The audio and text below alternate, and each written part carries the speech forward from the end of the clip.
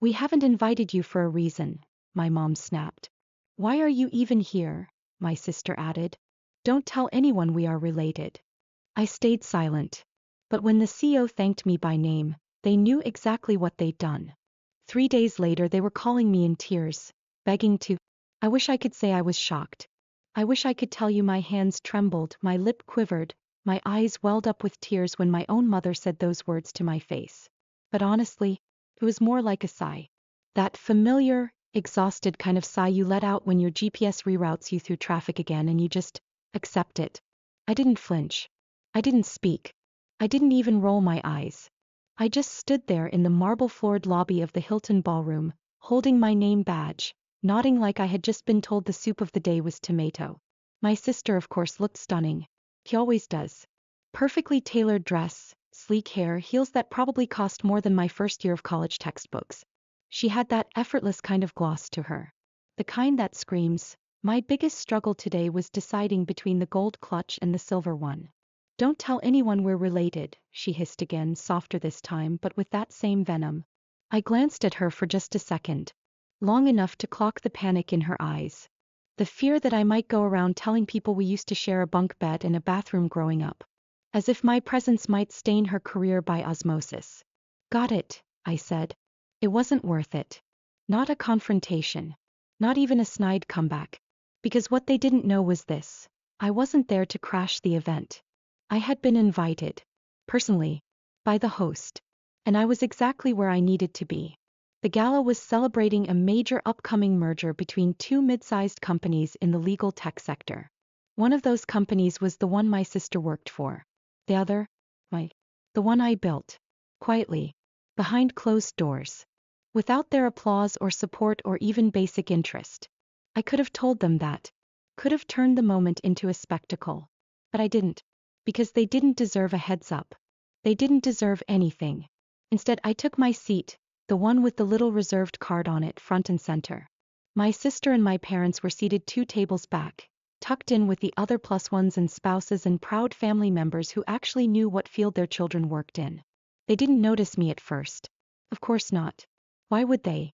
I wasn't wearing anything flashy. Just a black wrap dress I'd worn to 3 other conferences. My hair in a bun. No dramatic makeup. I looked like someone's assistant, which is probably what they assumed I was. Dinner passed in a blur of polite clinks and networking small talk. I kept my voice low. Let others lead the conversations. I wasn't there to be seen. Here I was. It happened halfway through dessert. A lemon tart. Not bad. A little too much zest, maybe. The MC walked up to the podium, tapping the mic like someone in a rom-com about to make a wedding toast. She gave a short, heartfelt speech about innovation, resilience, and the importance of vision. Then she said my name. Loud. Clear. Confident. Like it meant something. Please join me in thanking the woman who made this merger possible. The founder and CEO of Lexera Systems, Ms. Mira Langston. There was applause. Maybe a few gasps. Chairs turned. Heads swiveled. I stood. My sister's face was the first I saw. Her fork frozen mid-air. Her jaw slack. She looked like someone had just dumped a bucket of ice water over her head in the middle of a spa day. My mother? Frozen. That thin, tight-lipped smile she wears when she's pretending not to be panicking. I made my way to the stage slowly, savoring the moment in the same way you might savor a glass of wine you didn't expect to like. The applause wasn't thunderous, but it was real. The kind that comes from genuine respect. I gave a short speech. Thanked my team. Thanked the other company for their transparency and openness. Thanked the community. Didn't mention my family. Didn't even glance their way. I ended with one line. Some people build empires with fanfare. Others build them in silence. Tonight, I'm proud to stand here representing the ones who chose the latter. Applause again. When I sat back down, my phone buzzed. 3 texts. All from my mother. 1. We need to talk. 2. Why didn't you tell us? 3. This is important, Mira. I didn't answer. Not because I was angry. Not because I wanted to be cruel. But because they had made it clear. They didn't want to be associated with me. And for the first time in my life, I was ready to give them exactly what they asked for. 3 days later, they were calling me in tears. If you had asked my parents to describe me before the gala, they probably would have said something like, Mira? Oh, she does something with computers. Fixes them or something. That was the generous version. Most of the time I was just serious or hard to talk to. I was the quiet one. The one who preferred books over brunch and laptops over small talk. Ava, on the other hand, was charm incarnate. Stylish, magnetic, always the favorite. At family dinners she stole the spotlight. I got asked if I was still driving that little car. They didn't even know what city I lived in half the time. When I got into MIT, my mom blinked and said, "That's the one in Massachusetts, right?" When I graduated, they didn't ask what was next. They just turned the conversation back to Ava's latest audition. I still tried to share back then. Told them when I got promoted. When I helped launch a new platform. When I started my company. My mom once replied, "That's nice. Did you hear Ava got flown to Miami for an influencer retreat?" That was the last update I sent. They never remembered what I did, and if they did, they got it painfully wrong. She does apps for divorce lawyers or something, Ava once told a friend at a wedding. I wasn't. I was building contract automation software used by 3 major law firms. But okay. Somewhere along the way I stopped being their daughter and became their emergency tech support. And then their bank. First it was mom's dental bill. Then their internet. Then Ava's rent just for a month. By 30 I was sending almost $2,000 a month. No thanks. No questions. Just forwarded bills. They assumed I was frugal. Maybe still living with roommates, eating noodles. They never once asked how I could afford it. They didn't want to know. Because they didn't want to care. And I accepted that. Told myself I didn't need their approval. That building Lexera systems, our clients, our growth, was enough. Until the gala. When I walked in and they looked at me like I was a party crasher. "You weren't invited for a reason," my mom said. "Don't tell anyone we're related," Ava added. So I sat. Ate the chicken. Smiled politely. And when the CEO took the stage and thanked me by name, I didn't look back at their table. That night I canceled every payment. Water. Internet. Mortgage. Gone. No notes. No drama. The next morning an internal report landed in my inbox. Ava's department was under review. Performance issues. Leadership concerns. They asked if I had any objections to the proposed restructure. I didn't. I just clicked approve. 3 days later they were calling me in tears, begging me to save them. The first message came the next morning. A text from Ava. No greeting. No emojis. Just, "Did you know I'm being demoted?" I didn't respond right away. Not because I didn't know, but because she didn't even pretend to make it a conversation. An hour later, a second text. "Did you have anything to do with this?" That one made me laugh. Not loudly. Just one of those tight, breathy chuckles you let out when someone walks into the consequences of their own actions and starts looking around for someone to blame. I put my phone on Do Not Disturb. That night she called. Twice. Then again. Then I got a voicemail from our mother. "Mira, this isn't the time to be stubborn. Ava's devastated. You've made your point, but this has gone too far. Call her." I had made my point. Well, life made the point. All I did was stay silent.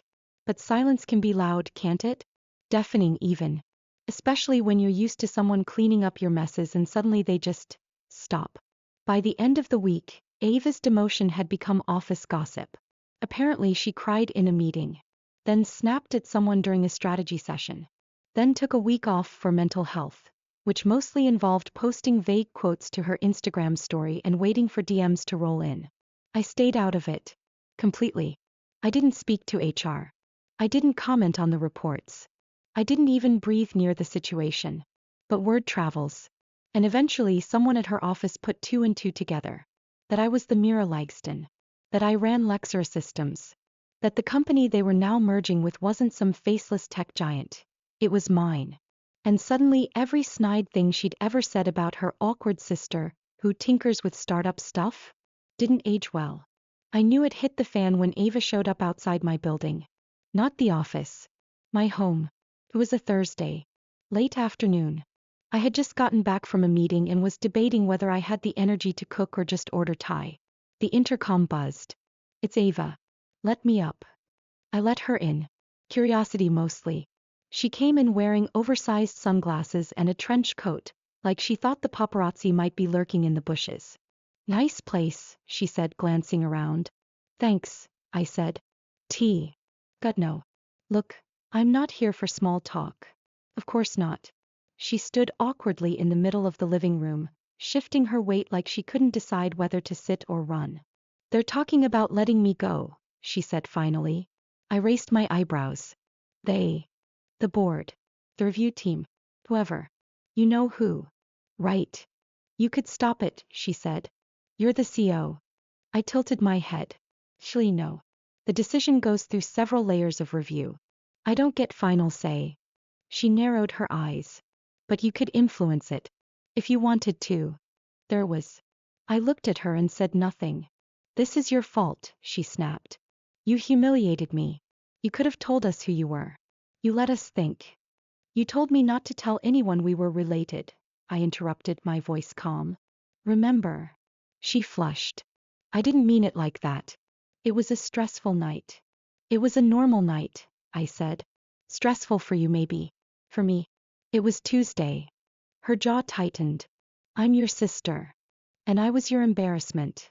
Silence. Then she said it. The line that broke what little restraint I had left. Don't punish me for how Mom and Dad treated you. I stared at her. Blinked once. Then I stood up. You should go, I said. Mira. This isn't punishment, I said.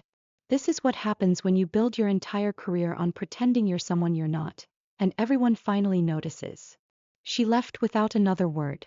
2 days later she was fired. The official reason? Poor leadership. Bad judgment. Eroded trust. But I know what they thought. I know what they whispered. That she had family at the top and still couldn't keep her job. That she got there through image, not substance. And for once they weren't wrong. The next knock came on Sunday morning. This time it was both of them. My parents. They stood on my doorstep like a door-to-door tragedy, my mom holding a Tupperware container and my dad with his hands shoved deep into his coat pockets. We brought muffins, my mom said, like that would erase decades. Can we come in? My dad added. I let them in. Because I'm not cruel. But I didn't offer tea. We sat in the living room. Same couch Ava had stood in front of days before. Your sister's hurting, my mom started. She's devastated, my dad added. This whole thing has been hard on all of us. You think I planned this? I said. Didn't you? My mom asked too quickly. I smiled cold. No. I just didn't stop it. There's a difference. They fumbled through pleasantries.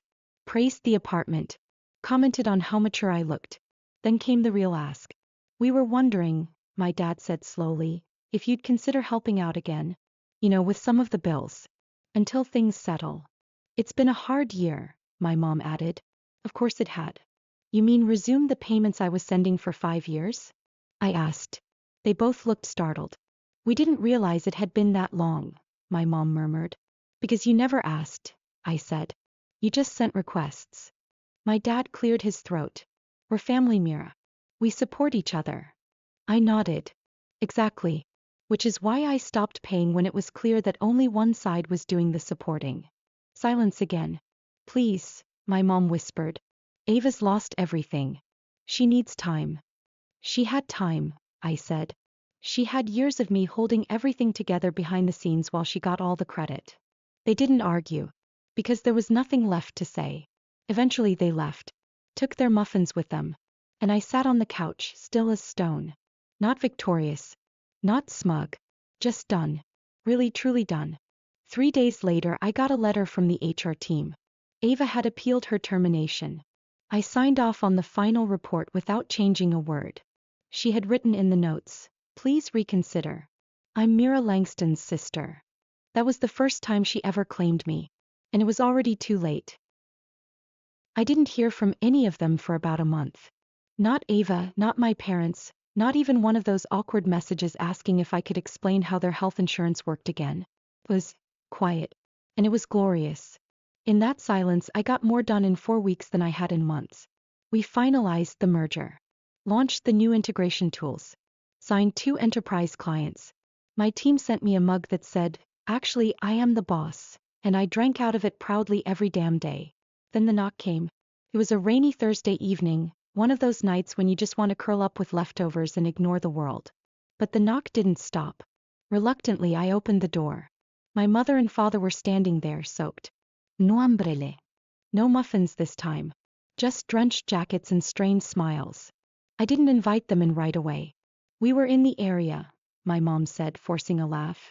I raised an eyebrow. Really? She nodded. We just thought, maybe we could talk. About everything. I let them in. Fully. Quietly. We sat. Same couch. Same posture. Same underlying tension. Only this time the pretense of muffins and polite excuses had been dropped. We know things got tense, my father began. Understatement of the year. But we wanted to clear the air, my mom said. And we've realized how important it is to stay connected as a family. Especially now that, well, you're doing so well. There was the hook. The shine in her eyes wasn't guilt. It was recognition. She had finally seen the headlines. Or maybe a LinkedIn post. Maybe a friend had bragged about knowing me. They hadn't come to apologize. They had come to renegotiate. You're successful, she said, smiling like that was a compliment. And Ava's recovering. But she needs help. She's trying to find something new, and your father and I, well, we're supporting her emotionally, but it's hard financially. We were hoping, my dad cut in, you'd consider reinstating your monthly support. Just until things stabilize. Nothing major. Just enough to help with Ava's rent and a few bills. He said it like it was a Netflix subscription. Like I could just press a button and the drama would go away. I stared at them both. Do you remember, I said slowly, when Ava asked me not to speak to anyone at the gala? They looked away. Do you remember when Mom told me I wasn't invited? And to keep my presence quiet because I might embarrass the family? Still nothing. I remember, I said. Very clearly. People say things they don't mean, my mother whispered. No, I said. People say exactly what they mean. They just regret it later. There was silence. Then my dad tried again. We're family, Mira. We make mistakes. But we always come back together. I laughed. Not loudly. Just enough. No, Dav. We don't. You come back when you need something. My mom opened her mouth, then closed it again. You didn't come when I got into MIT. You didn't come when I launched my company. You didn't come when I sent my first wire transfer to cover your mortgage. I leaned forward. But you came now. Silence. And just so we're clear, I added, this isn't about Ava's rent. It's about your image. Your pride. Your ability to say, look, both our daughters turned out successful, without explaining that you once told one of them she wasn't invited to the party. I stood. We're done here. They stood too, slowly, stiffly. My mom's eyes were shiny, but she didn't cry.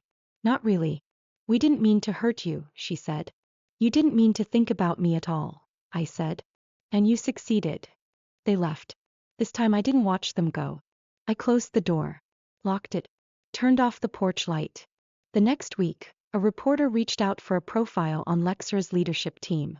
I declined. They offered again. I said no. Because I didn't want to turn my story into some inspirational piece about rising above the odds. I didn't want a headline that said, from forgotten to CO. I wasn't forgotten. I was ignored. Deliberately. Repeatedly. With intent. That's not the same thing. And I didn't rise despite them. I rose because I stopped waiting for them. Ava never reached out again. Not directly. But I saw her name pop up in circles. She was interviewing at places trying to rebrand. Someone told me she used me as a reference once. I laughed. Didn't do anything. Didn't stop her. Didn't interfere. Because some things fall apart all on their own. I spent the rest of the quarter signing off on contracts, mentoring 2 new project leads, and finally booking a week off for myself. I didn't visit my parents. Didn't send a holiday card. I took a solo trip to Lisbon. Rented a quiet Airbnb. Ate pastries in silence. And for the first time in years, I didn't feel like I had to explain my success to anyone. Or justify my peace. Or prove that I was worth more than a forgotten name on a family photo. I was just Mira Langston. And that was finally enough. I never blocked their numbers. I didn't make a scene. I didn't post anything online. I just stopped showing up because they never really showed up for me. Sometimes walking away isn't dramatic. It's just necessary. But what do you think? Did I make the right choice? Or was I too harsh? Let me know in the comments. And if you want more stories like this, don't forget to subscribe.